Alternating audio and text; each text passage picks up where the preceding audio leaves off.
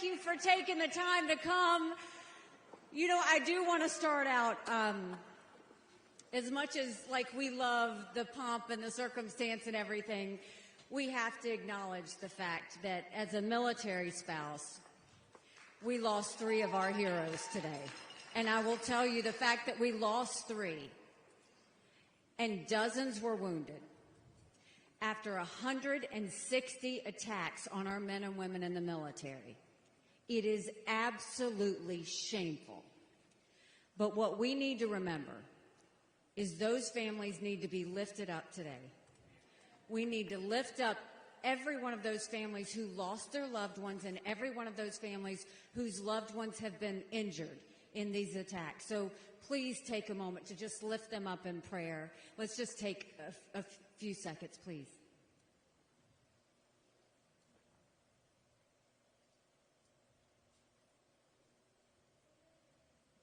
Amen. So thank you for taking the time to be here. I will tell you, it has been an interesting week. You know, when we started, there were 14 people in the race.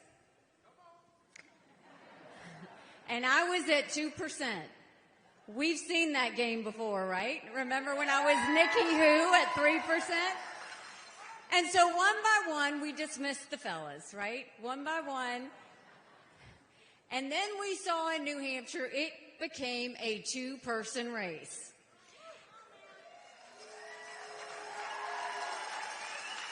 So in Iowa, we went from 2% to 20%. In New Hampshire, we were able to pull out 43%.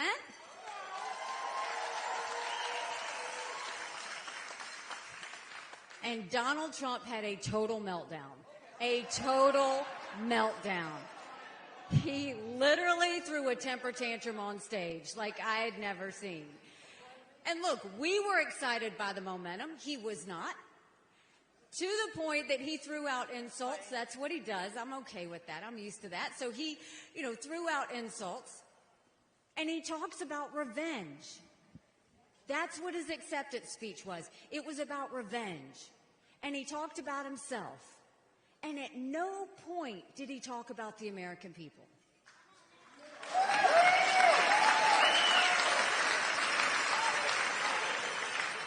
So from that time till the next day, we raised $1 million off the fact that he talked about revenge.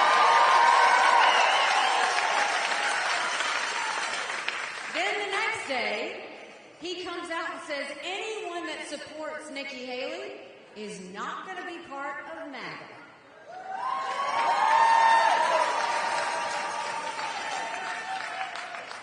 That's problem number 1, because you can't be the President of the United States and not serve everyone.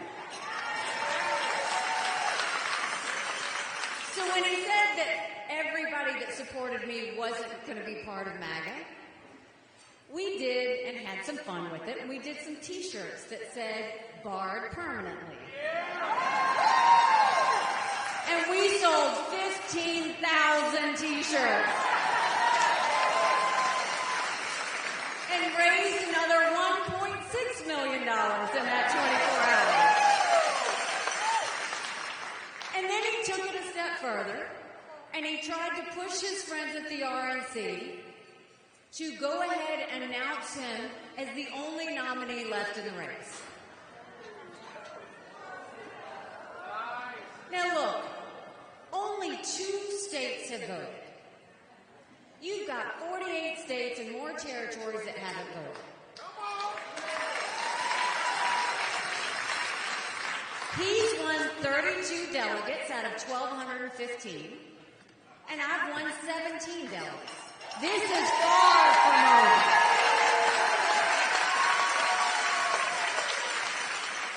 So he also, when he pushed that, got pushed back, and he stepped away from it, and we raised another $1.4 million out of it.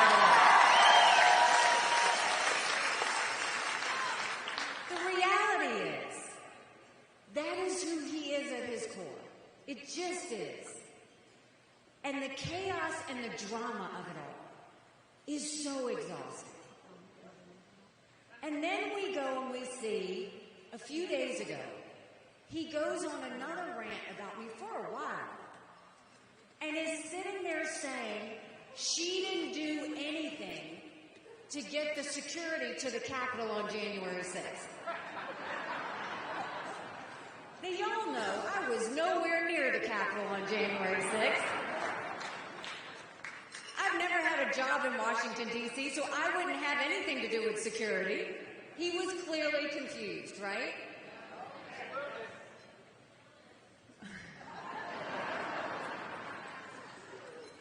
So I happen to always say that I think we need to have mental competency tests for anybody over the age of 75.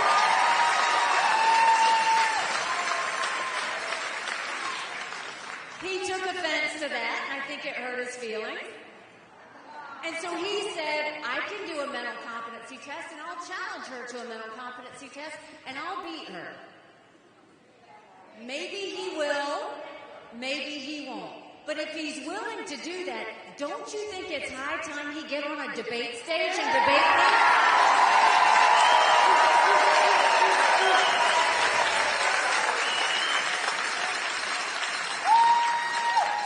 Don't you think it's time he man up and explain why he spent rose our debt more than any other president, $8 trillion in 4 years? Don't you think it's time that he said why he proposed a 25-cent per gallon increase in gas on all of us when he was president? Don't you think it's time that he answered why he praised China's President Xi a dozen times after China gave the world COVID? Don't you think it's time that we ask him why he praised Hezbollah after they did that horrific killings on October 7th? America deserves answers, and Donald Trump won't give them to you.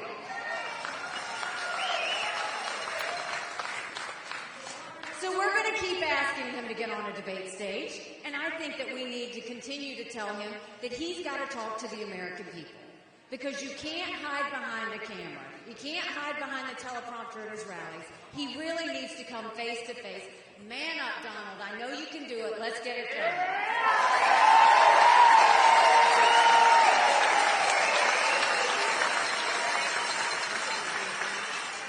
And then you go and you look at the situation. He completely surrounds himself with all these political elitists. Like everybody, every congressional member, senior member, all of these elected officials, Congress members, that go up there and they surround him. The same group that has done nothing for us on wasteful spending and getting rid of it. The same group that's done nothing to secure our border at all. The same group that continues to keep our education down instead of lifting up our kids. So why is he surrounding himself once again with the same people who have done nothing for Americans? It doesn't make sense. And so we've got to start getting him, we need to go into a different direction. We don't need to have the same DC stuff. We need to go with something new. Then we go and see, and think about it. He's got South Carolina elected officials all around. And so the press asked me, well, what did you think about the fact that your governor in South Carolina came and stood behind, Donald Trump with all the other South Carolina elected officials? And I said, I'm sorry, do you mean the one I defeated when I ran for governor?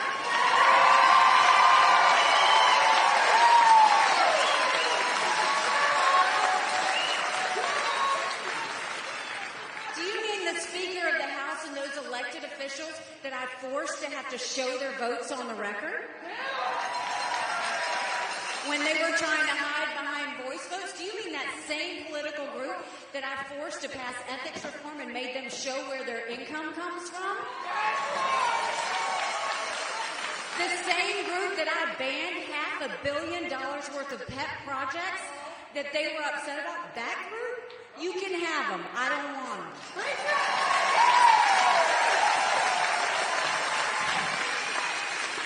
You're going to sit there and have Lindsey Graham stand up next to you, and we're supposed to say, oh, that's what we need to be doing?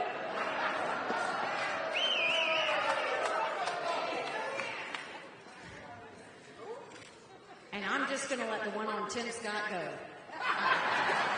That's up to y'all. I'm not going to say anything about it. We have to live with our decisions. So, look, let's look at where we are. You just had these court cases, and he had another one yesterday. And I'll be honest with you, I'm not paying attention to what he's been charged with, whether he's found guilty or innocent. I've lost track. I don't pay attention to that.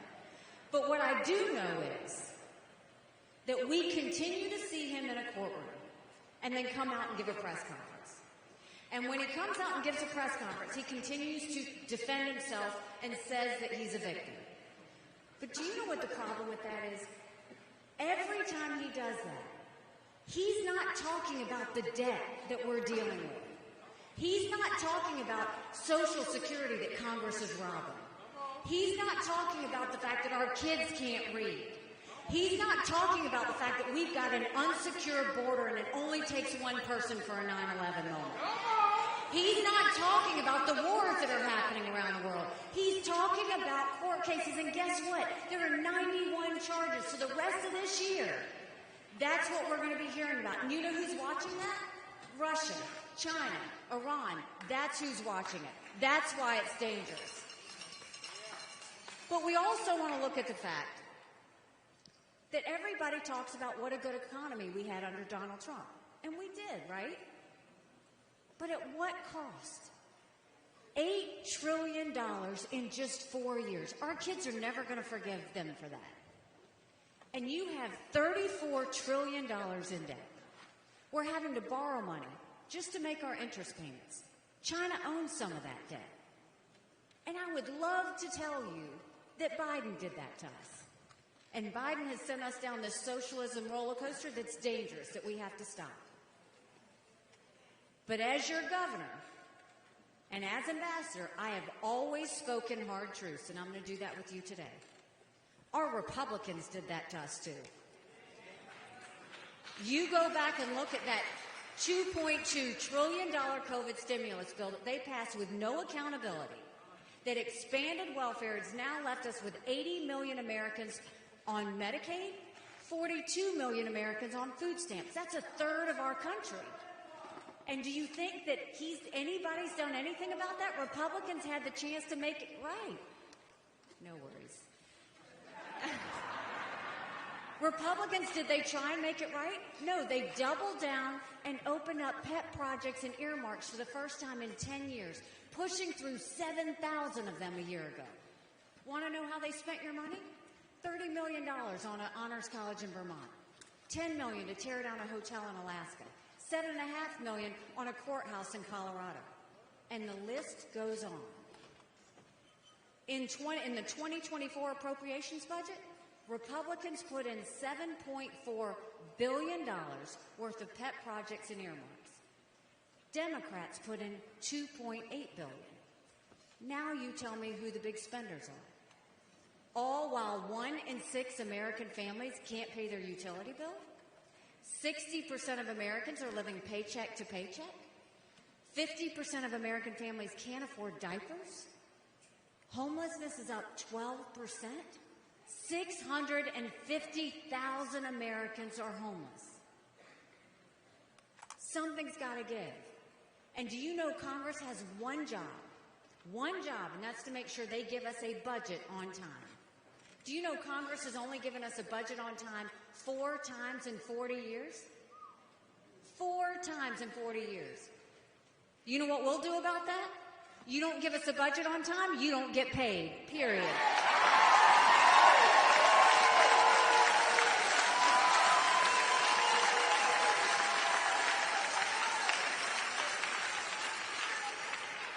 Don't you think it's finally time we had term limits in Washington, D.C.?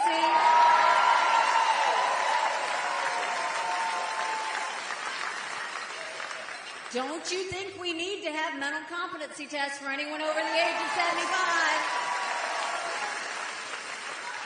Now, let me say this. I'm not being disrespectful when I say that. We all know 75-year-olds that can run circles around us. And then we know Joe Biden. Congress has become the most privileged nursing home in the country.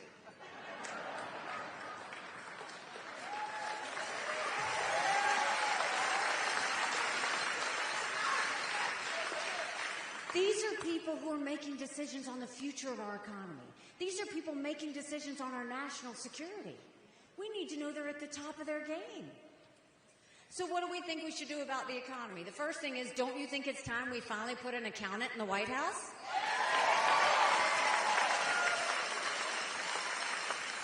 We'll start by clawing back the over $100 billion of unspent COVID dollars that are still sitting out there. Instead of 87,000 IRS agents going after middle America, we'll go after the hundreds of billions of dollars of COVID fraud. 1 out of every $7 was spent fraudulently. If 8% of our budget is interest, quit borrowing. Cut up the credit cards. You have to balance a budget every day. I had to balance a budget as governor. Why is Congress the only group that refuses to balance a budget? We'll stop the spending, we'll stop the borrowing, we'll eliminate their pet projects and earmarks, and I will veto any spending bill that doesn't take us back to pre-COVID levels. That will save us trillions.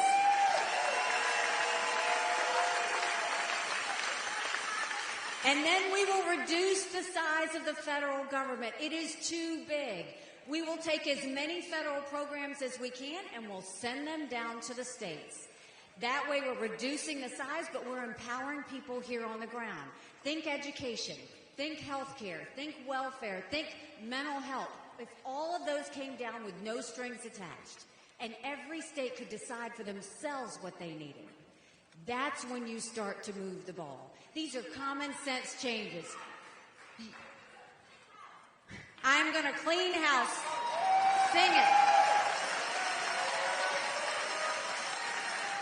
You know, right now, over 75% of federal employees are still working from home 3 years after COVID. And at the same time that's happening, over 70% of most of our agencies are sitting empty. We're paying for that. We've got to start cleaning house and getting things done. The next thing we want to do is, we've seen the rich get richer and the poor get poorer. We've got to open up the middle class. And we're going to start by eliminating the federal gas and diesel tax in this country. We're going to cut taxes on the middle class and simplify the brackets. And we're going to make the tax cuts on small businesses permanent. They made them temporary. We're going to make them permanent. They took care of the corporations, but small businesses are the heartbeat of our economy. We need to start acting like it. And then you look at education. Right now in America, only 31% of 8th graders are proficient in reading. Think about that. Only 27% of 8th graders in our country are proficient in math. If we don't do something and do something quick, we're going to be in a world of hurt 10 years from now. In South Carolina, we knew if a child couldn't read by 3rd grade, they were 4 times less likely to graduate high school. So we together, instead of pushing them forward, we started holding them back. We brought in their parents. We did reading remediation, and we set them up for success. We've got to do that across this country. We have got to get our kids reading again.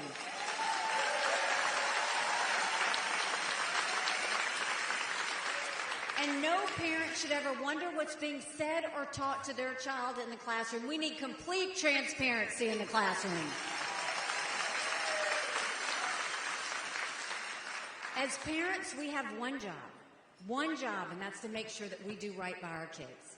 And that's why every parent should be able to decide which school their child goes to or what mode of education they get. Parents know best what their kids need. And then let's start building things in America again. Let's put vocational classes back in our high schools.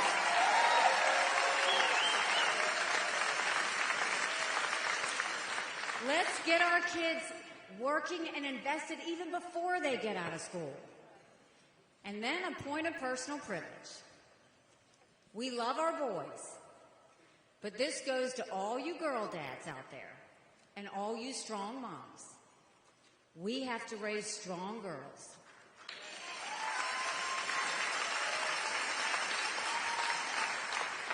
Strong girls become strong women become strong leaders. And none of that happens if we have biological boys playing in girls' sports. We've got to cut that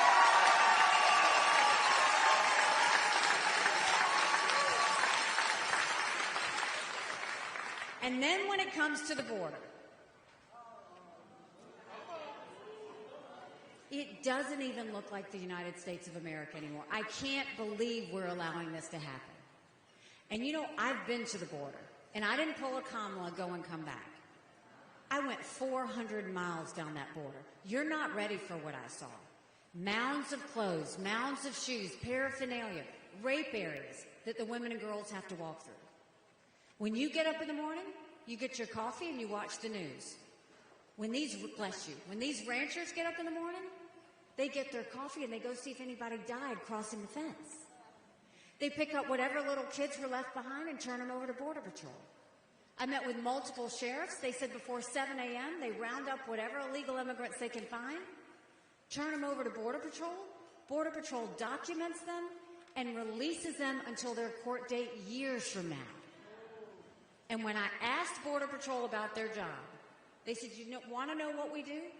We're glorified babysitters. They don't let us do our job. 8.5 million illegal immigrants have crossed that border. We had enough fentanyl cross the border last year that would kill every single American.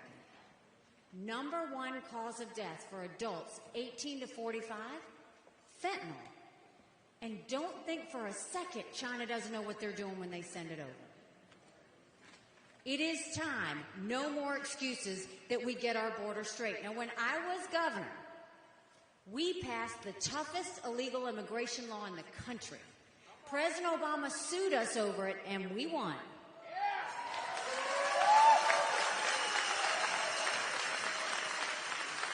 We need to take what we did in South Carolina and go national with it. We will do a national E-Verify program and require every business prove that the people they hire are in this country legally. We will defund sanctuary cities once and for all. No more safe havens in America. We'll put 25,000 Border Patrol and ICE agents on the ground and let them do their job. And we will go back to the Remain in Mexico policy so that no one even steps foot on U.S. soil. And instead of catch and release, we'll go to catch and deport.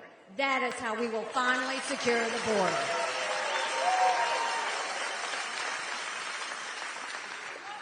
And when I grew up in Bamberg, South Carolina, my parents always taught us that you take care of those who take care of you.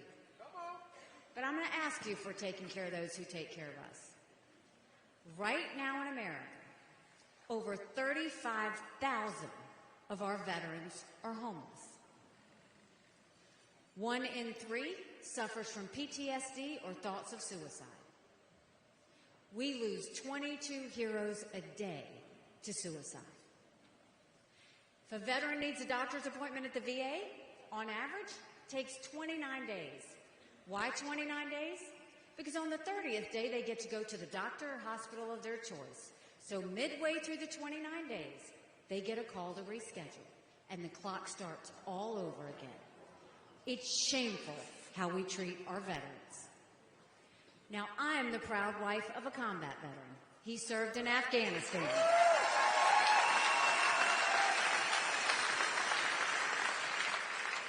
And the day he came home to us, that was a lot of prayers answered. But that was the easy part. When we got home, life got hard. Michael couldn't hear loud noises. He couldn't be in crowds. Life had passed him by for the year that he was gone, and the transition was tough. We can't just love our men and women when they're gone. We got to love them when they come back home, too.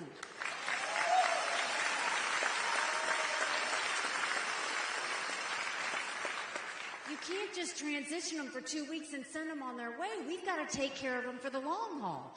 That's why I want to make sure we do telehealth so they get the mental health care they need right when they need it. They should be able to go to the doctor or hospital of their choice. They've earned that right. And I think the best way we deal with the VA I think every member of Congress should have to get their health care from the VA, and you watch how fast that gets fixed.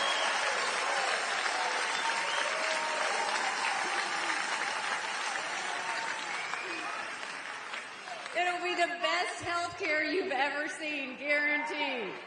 We will take care of our veterans. And you know, there were two things when I was at the United Nations that Russia, China, and Iran never wanted us to have.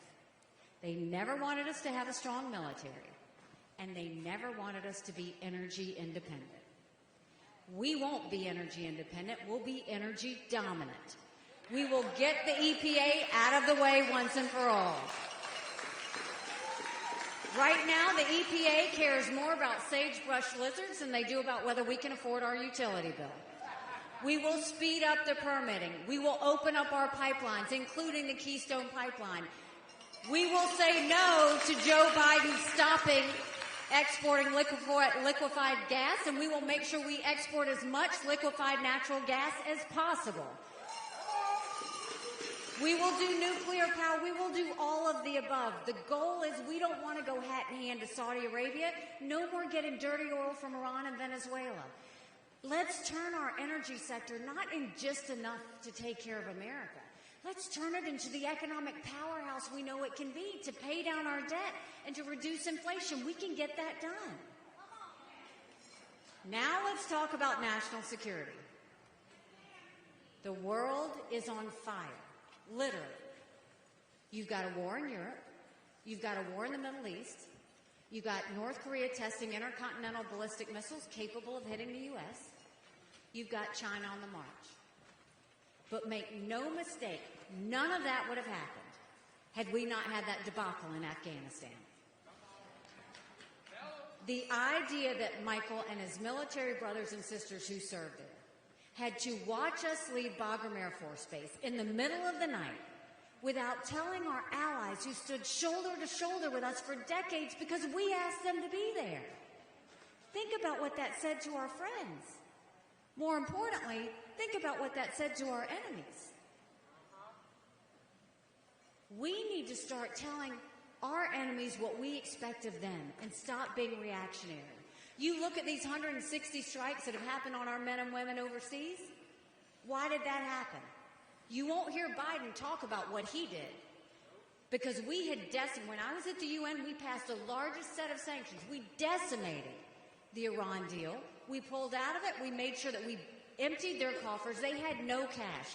There would be no Hamas without Iran. There'd be no Hezbollah without Iran. There wouldn't be the Houthis without Iran. There wouldn't be these proxies in Iraq and Syria or the ones that hit those military men and women in Jordan without Iran. And what did Biden do? He lifted the sanctions and allowed China to start exporting as much oil as possible and filled their coffers to do all of this, to do what they did in Israel, to do what they're doing in Iraq and Syria, to do what they're doing from Hezbollah in Lebanon. All of that because Joe Biden did that. And then he just continued to be weak. When have we ever let men and women sit there and take strikes like that and do nothing to stop it? He's done nothing. He's got to put the sanctions back on. He's got to stop trying to get back into an Iran deal that doesn't help us. And he's got to start making sure that we show American strength. That's the only way we will get that done. None of us want new wars. None of us want new wars.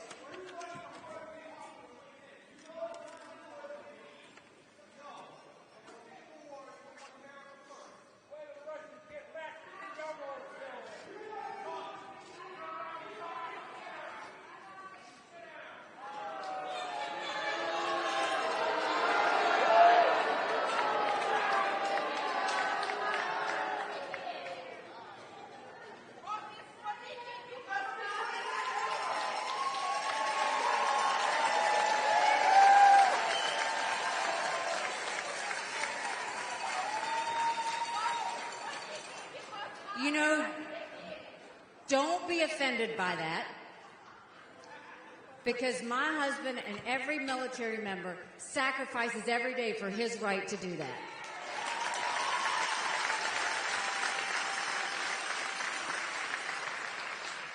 So let's talk about our biggest national security threat, China. China's been planning war with the United States for years. And that's not an exaggeration. They're already here. They've already infiltrated our country. They've bought 400,000 acres of U.S. soil, most recently near Grand Forks Air Force Base, where our most sensitive drone technology is. They put millions of dollars into our universities, stealing our research, spreading Chinese propaganda. Everybody got upset with the Chinese spy balloon, right? China said it was a weather balloon, and Biden believed it. Look, we have beautiful beaches, but that is not why China sent that spy balloon. It's because we are a strong military state. And now we know it connected with a U.S. internet company and took all that surveillance and sent it over to China. But what about the fact that 90% of our law enforcement drones are Chinese? Think about the mini surveillance that's happening. There's technologies that China wants because it builds up their military and it threatens America. And the Biden administration approved 70% of those requests last year. The Trump administration approved even more than that. And then you look at the fact we've had more Americans die of fentanyl than the Iraq, Afghanistan, and Vietnam wars combined. 75,000 Americans last year alone. There are Chinese police stations throughout our country. There's a Chinese spy base that's going off our shores in Cuba. And China's now building up their military at a scary pace. They have 500 nuclear warheads. That's 100 more than they had last year. They have the largest naval fleet in the world. They have 370 ships. They'll have 400 ships in 2 years. We won't even have 350 ships in 2 decades. They're doing artificial intelligence. They're doing space. They're doing cyber. They've developed hypersonic missiles. We've barely gotten started. And now China's the lead developer on neurostrike weapons. Weapons engineered to change the brain activity of military commanders and segments of the population. That's who we're dealing with.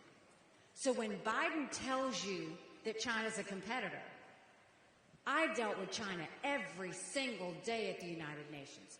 They never saw us as a competitor. They always saw us as an enemy. We've got to start looking at them the way they look at us.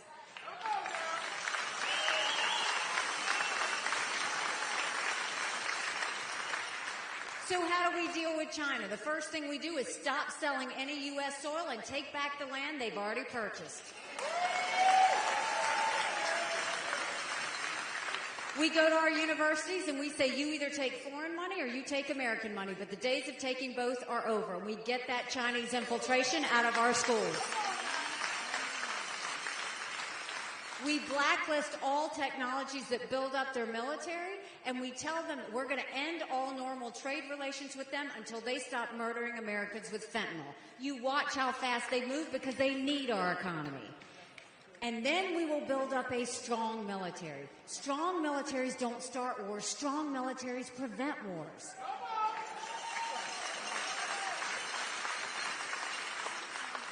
And that doesn't mean...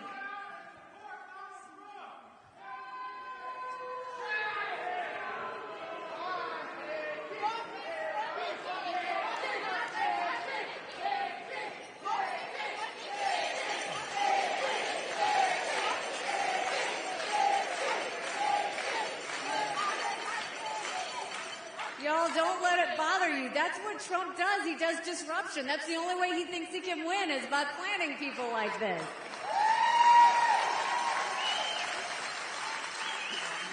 I think we're getting under his skin. Just saying. I don't know. When I talk about building up a strong military, that doesn't mean throwing more money at the Department of Defense. It means cleaning it up, getting rid of the red tape, getting rid of the bureaucracy. Stop playing favorites with defense contractors. And more than that, making sure that we focus on what really matters. They are focused on so many more programs that they have no business being involved in. For goodness sake, they have got to stop these gender pronoun classes. It's demoralizing our military.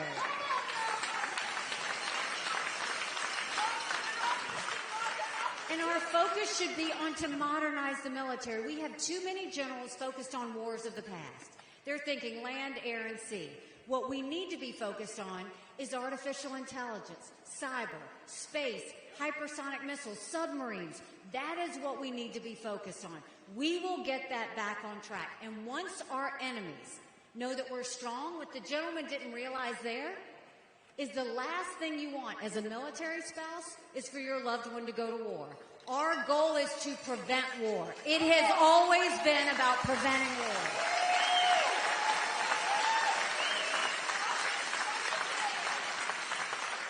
So we know what we need to do domestically, and we know what we need to do from a national security perspective. But in order to do that, we've got to acknowledge some hard truths. Republicans have lost the last 7 out of 8 popular votes for president. That is nothing to be proud of. We should want to win the majority of Americans. And the only way we'll win a majority of Americans is if we elect a new generational conservative leader.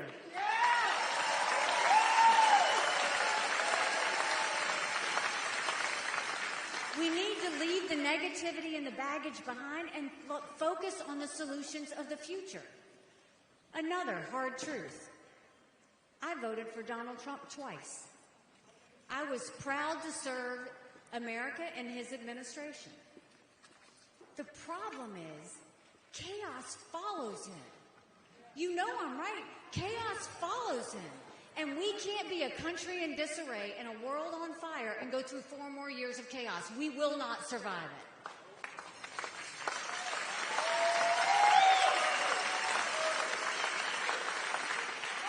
And you know what should send a chill up of everybody's...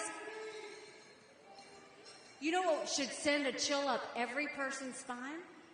The thought of a President Kamala Harris. If you look at every general election poll, head to head, it's going to be another nail-biter of an election. Trump and Biden are like this. On a good day, he might be up by 2. That's margin of error. You look at those same general election polls, I defeat Biden by up to 17 points.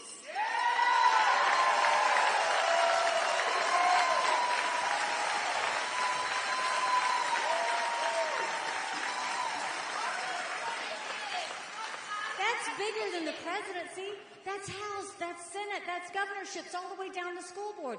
But think about that. You win with a double-digit win in D.C.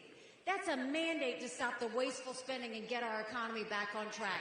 That's a mandate to get our kids reading again and go back to the basics in education. That's a mandate to secure our borders with no more excuses. That's a mandate to bring law and order back to our country. And that's a mandate for a strong America we can all be proud of. Don't you want that?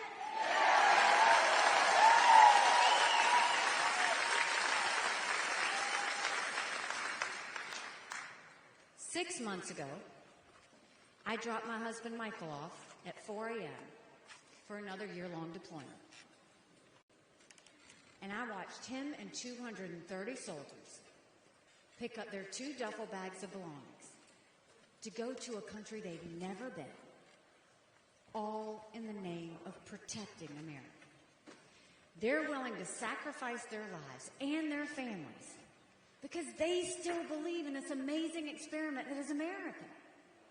So if they're willing to sacrifice for us there, shouldn't we be willing to fight for America here?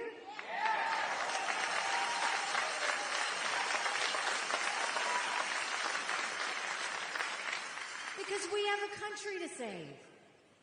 But if we're going to save her, it's going to take a lot of courage. Courage from every single person here. Courage for me to run.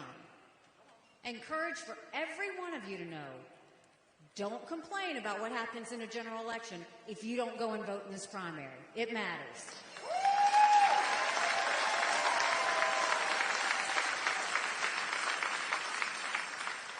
Think for a second about what we did together in South Carolina. We came in with an 11% unemployment. We had thousands of people on welfare, and South Carolina was the butt of the jokes. And by the time we left, we were building planes with Boeing. We were building more BMWs than any place in the world. We brought in Mercedes-Benz. We brought in Volvo, 5 international tire companies. They were referring to us as the beast of the Southeast, which I still love. We dropped that 11% unemployment down to 4%. We moved 35,000 people from welfare to work. We said if you've got to show picture ID to buy Sudafed, you've got to show picture ID to get on a plane, you should have to show picture ID to protect the integrity of the election process. We passed voter ID in South Carolina.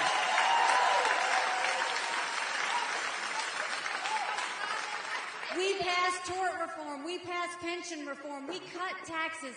But more than that, by the time I left, South Carolina was named the friendliest state in the country, the most patriotic state in the country.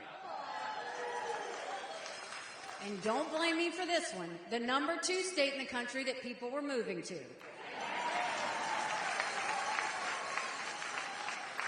So if we could have those wins in South Carolina, do you know what we could do in America? Do you know how we could become so patriotic and so much of a powerhouse that we go and show the entire world that not only is America back, but America's strong?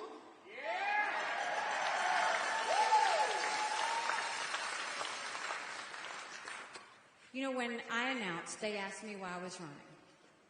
And I said, my parents came here 50 years ago to an America that was strong and proud and full of opportunities. I want them to know that country again.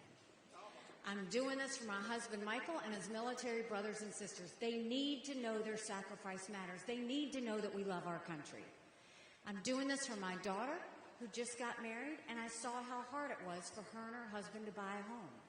The average home buyer in America now is 49 years old. The American dream is leaving them. And I'm doing this for my son, who's a senior in college, and I am tired of watching him write papers of things he doesn't believe in just to get an A. That's not us. That's not America.